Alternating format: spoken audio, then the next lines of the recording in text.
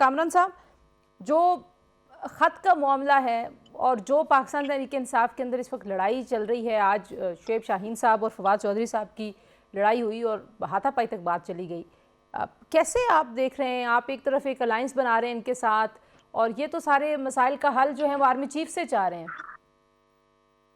وہ لڑائی کے حوالے سے آپ نے پوچھا تھا، تھوڑا سا گریس مارکس ان کو دیں۔ وہ وجہ اس کی یہ کہ جب لیڈرشپ موجود نہیں ہوتی ہے تو پھر جو سیکنڈ لیئر ہوتی ہے، تھرڈ لیئر ہوتی ہے، ان میں اختلافات آ جاتے ہیں، اور بعض اوقات اختلافات اس لیے بھی آ جاتے ہیں کہ وہ آپس میں کشمکش آتی ہے کہ اگلی لیئر میں جانے کے لیے جو ہے نا وہ اس میں آتی ہے، تو یہ نیچرل ہے۔ تو اس کو میرا خیال ہے کہ ان کو اس کے لیے ایکسکیوز کر دیں۔ دونوں میرے دوست ہیں، دونوں وکیل ہیں انسیڈنٹلی، اور نہیں کرنا چاہیے تھا اس طرح سے، مگر کیا اب ان کے درمیان صلح بھی ہو چکی ہے، تو ٹھیک ہے، ان کو معاف کر دیں اس حوالے ٹھیک ہے، سے۔ اب آپ کی برادری آ گئی ہے تو آپ نے کہا معاف کر دیتے، سر چلیں۔ اگلا نقطہ بتا دیجئے کہ یہ خطوط جو ہیں، یہ کیا معاملات حل کرنے کی طرف عمران خان صاحب کی طرف سے واقعی یہ کوئی سنجیدہ اقدام ہے؟ یہ معاملہ حل نہیں ہو رہا، بلکہ رادر انسلٹنگ ہو رہا ہے۔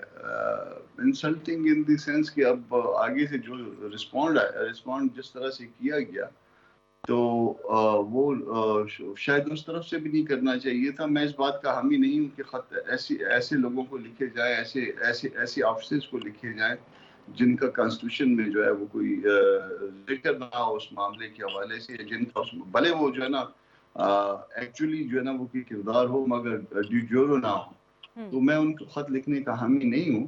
مگر وہاں سے جو رسپانس ہوا، رسپانس آیا، وہ بھی کوئی اچھا نہیں آیا۔ ان کو بھی اس طرح سے نہیں کہنا چاہیے تھا۔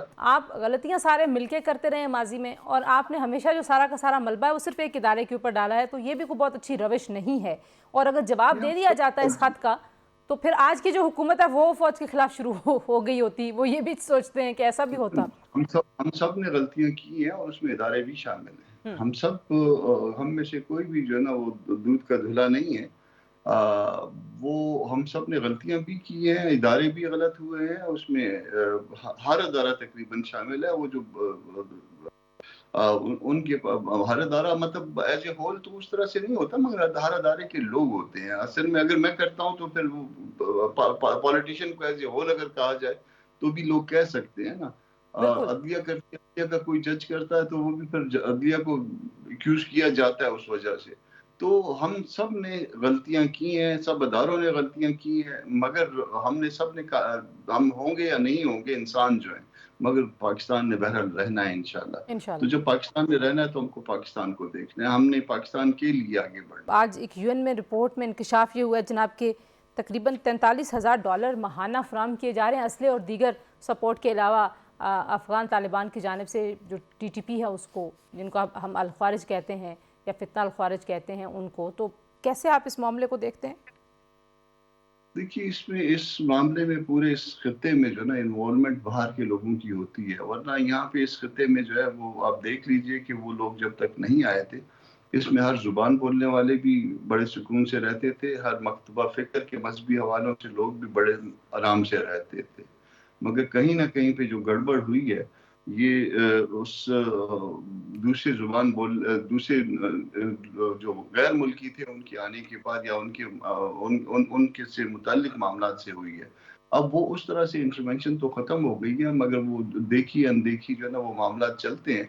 یہاں پہ بھی جو ہے لوگ چاہتے ہیں، بہت سے غیر ممالک چاہتے ہیں کہ افغانستان کے اندر تقسیم اور پاکستان کے اندر ڈسٹربنس۔ نہ افغانستان کے اندر تقسیم برداشت کے قابل ہے، نہ پاکستان کے اندر کسی ڈسٹربنس کو ہم جو ہے نا نظر انداز کر سکتے ہیں۔ وہ مختلف بہانوں سے مختلف لوگوں کو اس طرح سے استعمال کیا جاتا ہے جو کہ سراسر غلط ہے۔